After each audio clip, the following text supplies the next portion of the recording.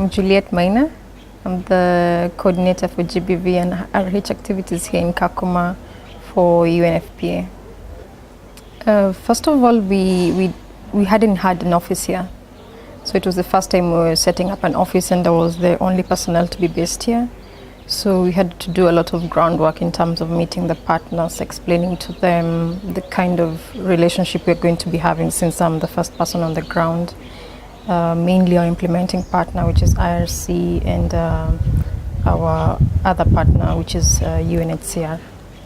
We mainly fund and implement activities in reproductive health, and GBV, which is gender-based violence. We are involved in the prevention and response of gender-based violence in the camp through our implementing partner, IRC, and also in coordination with the UNHCR.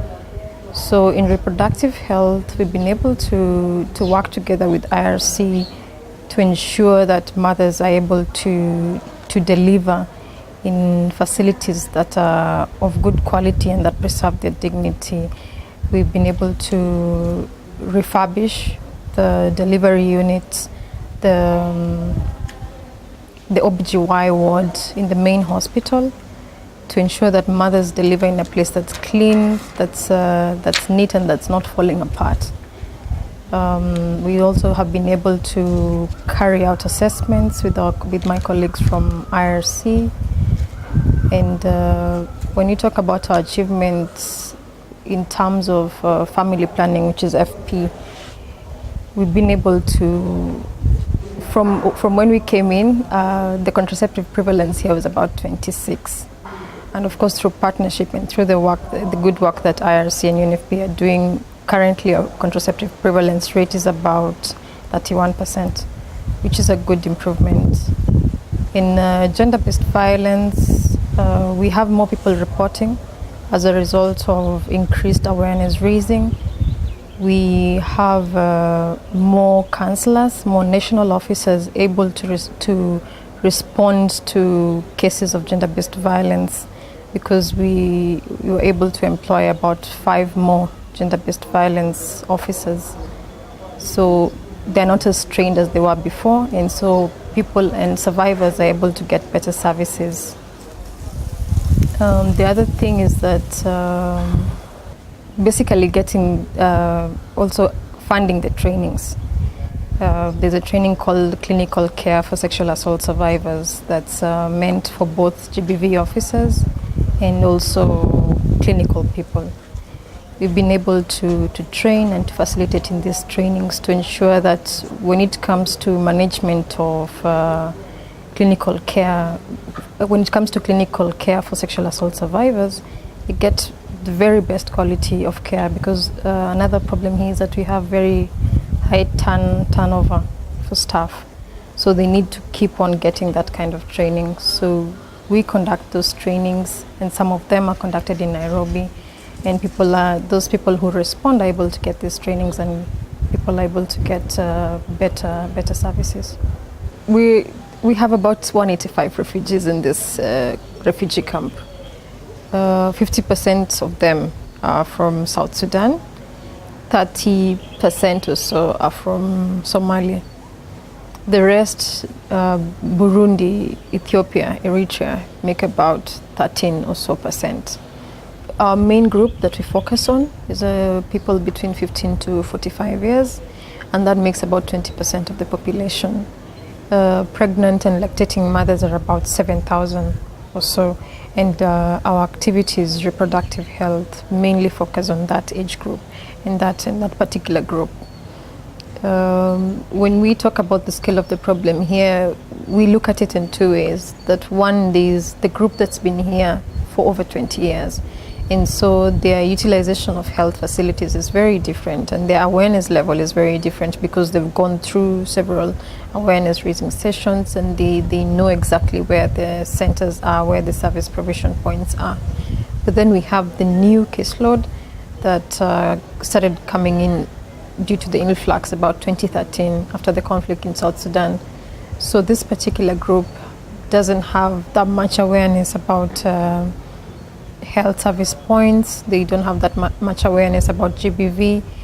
And so we have most of our, even in terms of maternal health utilization of the services, we have this particular group having less utilization.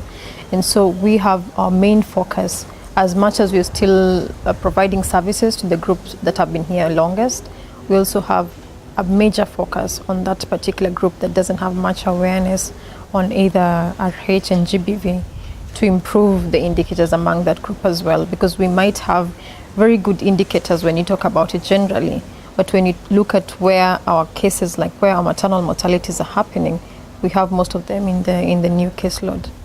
So it's important to focus on those and make sure that we raise awareness, and also that we improve their utilization of health services.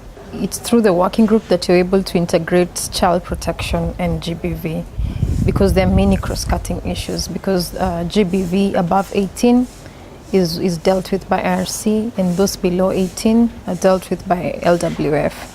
So through the working group, we're able to coordinate and make sure that we assist in response to some of the GBV issues relating to children and youths, which is very important for UNFPA. Through case conferencing, we meet together with the Child Protection Group and IRC as well, together with UNHCR, and we're able to solve the bigger problems, the problems that the organizations themselves have been unable to solve. The other way is through coordination, ensuring that when a client who's underage presents at IRC, there's smooth referral mechanism from IRC to LWF, because we've separated response services for those two age groups. You have to work with partners, and so I would say that's not an achievement by ourselves. I also have to thank our partners who've been very willing to have us in this camp, and they've welcomed us and allowed us to carry out our mandate here, and to assist in coordination activities, ensuring that the different organizations that are involved in GBV response are able to, that we've created good linkages, and people are able to coordinate the activities better. And also in that coordination, we make sure that when it comes to prevention and response activities, we're able to better coordinate to ensure that we make good use of the law resources that are here, so that we also don't duplicate activities, and that we work in synergy, that we work together, and we make sure that the response is at its best. So that's on coordination. When it comes to GBV, the next achievement has been in ensuring that, especially the new arrivals have awareness, and this has happened by ensuring that we put enough funding in the staff that carry out the awareness raising sessions, that the new arrivals also, we're able to preserve their dignity, we're able to distribute dignity kits to them, because when they come here they really have nothing, and ensuring that they have this small goods from the dignity kits is a big thing, and it enables them to preserve their dignity.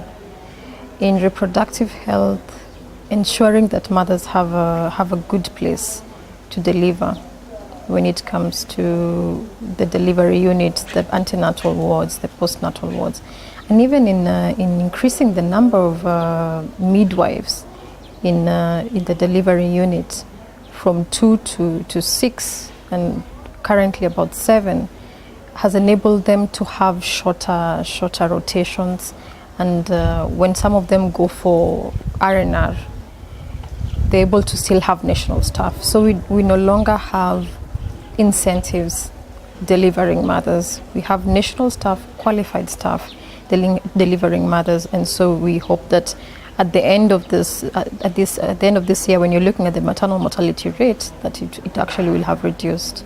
Through our reverse referral mechanism, we have an obstetrician gynecologist coming in every quarter, and he's able to go through the chronic cases, carry out consultations in the wards, as well as carry out surgeries in the Kakuma Mission Hospital here. So in the first quarter, he was able to do about 14 fistula surgeries for people who had had fistulas for as long as 7 years, some of them.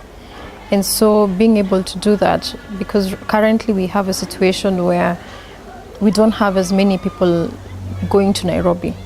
It saves a lot of money, and also it ensures that people don't have to wait so long for too long for some of this surgery. So having 14 people having their fistulas repaired was a good thing.